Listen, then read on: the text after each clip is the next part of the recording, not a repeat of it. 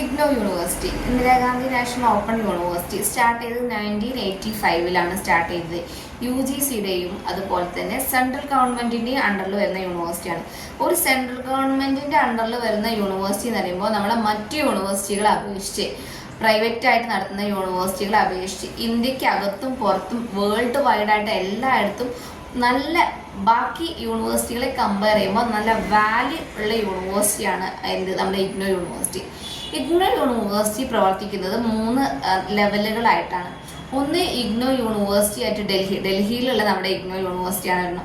പിന്നെ അതിൻ്റെ അണ്ടറിൽ 3 റീജിയണൽ സെൻറ്ററിൽ നമ്മൾ കേരളത്തിലുണ്ട്. ടോട്ടൽ 67 റീജിയണൽ സെൻറ്ററിലുണ്ട്. നമ്മൾ കേരളത്തിൽ 3 റീജിയണൽ സെൻറ്റേഴ്സ് ആണുള്ളത്.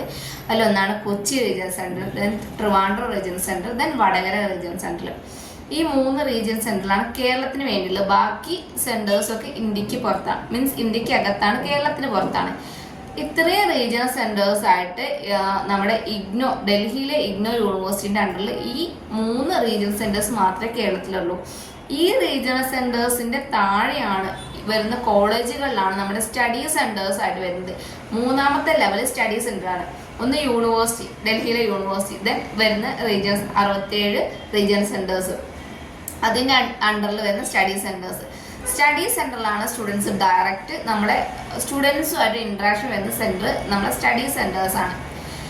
ഇനി നമുക്ക് അഡ്മിഷൻ എടുക്കുന്നത് നോർമലി നമുക്ക് ഡിസംബർ ജനുവരി ബാച്ചും അതുപോലെ ജൂൺ ഒരു ബാച്ചുമാണ്. 2 ബാച്ചായിട്ടാണ് ഇഗ്നോ അഡ്മിഷൻ എടുക്കുന്നത്.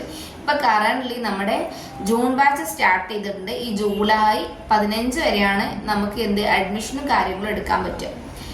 ആഫ്റ്റർ അഡ്മിഷൻ, നിങ്ങൾ അഡ്മിഷന് ശേഷം എന്ത് ചെയ്യണം, എങ്ങനെ ചെയ്യണം എന്നാണ്. നിങ്ങൾ അഡ്മിഷൻ ശേഷം ഫസ്റ്റ് ചെയ്യേണ്ട കാര്യം അഡ്മിഷൻ്റെ പേയ്മെൻറ്റ് കാര്യങ്ങൾ കറക്റ്റ് ആയിട്ടുണ്ടോ, അഡ്മിഷൻ കൺഫേംഡ് ആയിട്ടുണ്ടോ, ഇത്രയും കാര്യങ്ങളൊക്കെ നിങ്ങൾ മെയിൽ ത്രൂ ചെക്ക് ചെയ്യുക.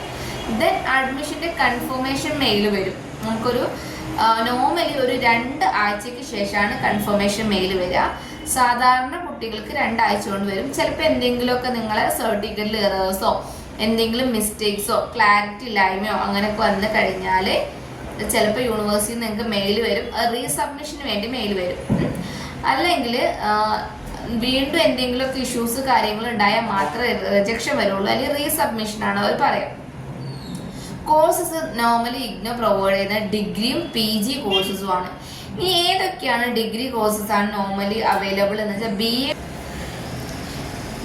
ഡിഗ്രി PG കോഴ്സുകളായിട്ട് നമ്മൾ പ്രൊവൈഡ് ചെയ്യുന്ന normal degree BA BCom BBA BCA BSW BEd BLS ഇങ്ങനെ കൊടുക്കുന്ന നോർമൽ ഡിഗ്രി കോഴ്സുകൾക്ക് പുറമെ PG ഡിപ്ലോമയും കൂടി പ്രൊവൈഡ് ചെയ്യുന്നുണ്ട്. നോർമൽ ഒരു ഡിഗ്രി നമുക്ക് ഫിനിഷ് ചെയ്യാൻ 3 ഇയർ ആണ് റെഗുലർ കോളേജുകളിലൊക്കെ നമുക്ക് ഓപ്ഷൻ ഉള്ളത്.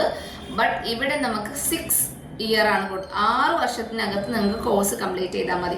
എന്തെങ്കിലും കാരണം കൊണ്ട് ബൈ ചാൻസിൽ നിങ്ങൾക്ക് എക്സാം എഴുതി കംപ്ലീറ്റ് ചെയ്യാൻ പറ്റാതിരിക്കുകയോ അല്ലെങ്കിൽ അറ്റൻഡ് ചെയ്യാൻ പറ്റാതൊക്കെയോ ഇരിക്കുവാണെങ്കിൽ നിങ്ങൾ നെക്സ്റ്റ് ഇയർ ആണ് അറ്റൻഡ് എക്സാമിൽ നെക്സ്റ്റ് വരുന്ന ടൈമിലോട്ട് നിങ്ങൾക്ക് എക്സാം ഫീസ് അടച്ചിട്ട് എക്സാം കംപ്ലീറ്റ് ചെയ്യാൻ പറ്റും. അങ്ങനെ 6 വർഷത്തിനകത്ത് ടോട്ടൽ കോഴ്സ് നിങ്ങൾക്ക് കംപ്ലീറ്റ് ചെയ്താൽ മതി. അതുപോലെ PGയുടെ കേസ് എടുക്കുമ്പോൾ നിങ്ങൾക്ക് PG കംപ്ലീറ്റ് ചെയ്യാൻ വേണ്ടിയിട്ട് 4 വർഷമാണ് യൂണിവേഴ്സിറ്റി തരുന്നത്.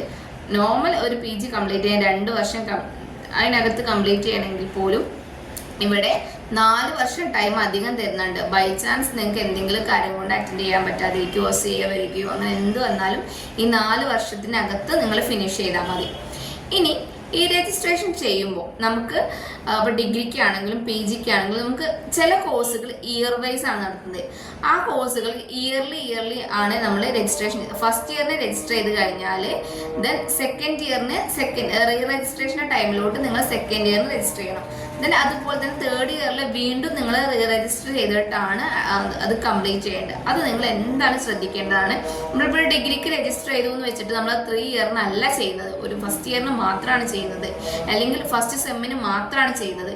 ചില കോഴ്സുകൾക്ക് സെമസ്റ്റർ വൈസ് മാത്രമേ രജിസ്റ്റർ ചെയ്യാൻ പറ്റുള്ളൂ. അങ്ങനെയാണ് നിങ്ങൾ രജിസ്റ്റർ ചെയ്തതെന്നുണ്ടെങ്കിൽ സെക്കൻഡ് സെമ്മിന് നിങ്ങൾ എക്സാം എഴുതിയതോ ഫിനിഷ് ചെയ്തോ അങ്ങനെയൊന്നും ആലോചിച്ചിരിക്കേണ്ട. സെക്കൻഡ് ടൈമിലോട്ട് രജിസ്ട്രേഷൻ നിങ്ങൾ എന്തായാലും ചെയ്തിരിക്കണം.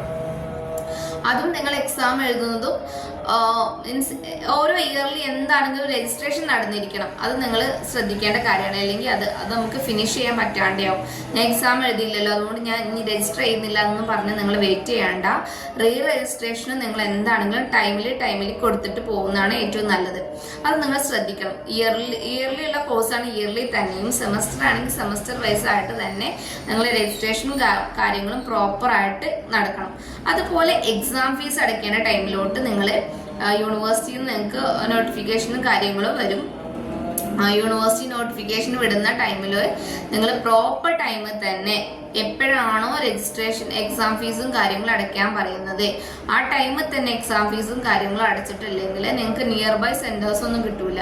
കാരണം ഒത്തിരി പേര് എക്സാം എഴുതാൻ വേണ്ടി വെയിറ്റ് ചെയ്യണം. എല്ലാവരും നിങ്ങളെ സ്റ്റഡി സെന്ററിലോട്ടായിരിക്കും. നിങ്ങൾ എവിടെയാണോ ചൂസ് ചെയ്യുന്ന എക്സാം എഴുതാൻ ചൂസ് ചെയ്യുന്ന സെന്ററിൽ അവിടെ ഒത്തിരി പേര് അറ്റ് എ ടൈം ചെയ്യുമ്പോൾ നമ്മളുടെ ചാൻസ് പോകും. അപ്പോൾ നിങ്ങൾക്ക് എവിടെയാണോ കിട്ടുന്നത് അവിടെ പോയി എഴുതേണ്ടി വരും.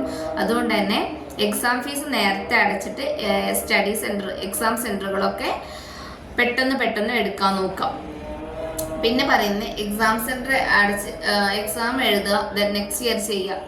ഇങ്ങനെ ഇനി ഇത് കോഴ്സ് റിലേറ്റഡ് ആയിട്ടും ഫീസ് റിലേറ്റഡ് ആയിട്ടും അല്ലെങ്കിൽ സിലബസ് റിലേറ്റഡ് ആയിട്ട് അസൈൻമെന്റ്സ്, ഇനിയിപ്പം ശ്രദ്ധിക്കേണ്ട വേറൊരു കാര്യം അസൈൻമെന്റ്സ് ആണ്. അസൈൻമെന്റ്സിന്റെ ടൈമിൽ പ്രോപ്പറായിട്ട് അസൈൻമെന്റ്സിന്റെ സൈറ്റിൽ നിന്ന് നിങ്ങൾക്ക് ക്വസ്റ്റ്യൻസും കാര്യങ്ങളും കിട്ടും. അതിൽ നിങ്ങൾ ഇലക്ടീവ് പേപ്പേഴ്സ് നോക്കി നിങ്ങളെ അസൈൻമെന്റ്സ് എടുക്കുക, പ്രിപ്പയർ ചെയ്യുക. ഇഗ്നോ റിലേറ്റഡ് ആയിട്ട് എന്ത് തന്നെ ഡൗട്ട് ഉണ്ടെങ്കിലും താഴെ നമ്പർ കൊടുക്കുന്നുണ്ട്, അതിൽ ജസ്റ്റ് കോൺടാക്ട് ചെയ്താൽ മതി. ഇനിയും ഫീസ് ആണെങ്കിലും കോഴ്സ് ആണെങ്കിലും അങ്ങനെ എന്തിൽ കൺഫ്യൂഷൻ ജസ്റ്റ് മെസ്സേജ് ചെയ്താൽ മതി, നമ്മൾ ഇവിടുന്ന് ക്ലിയർ ചെയ്ത് തരുന്നതായിരിക്കും കേട്ടോ.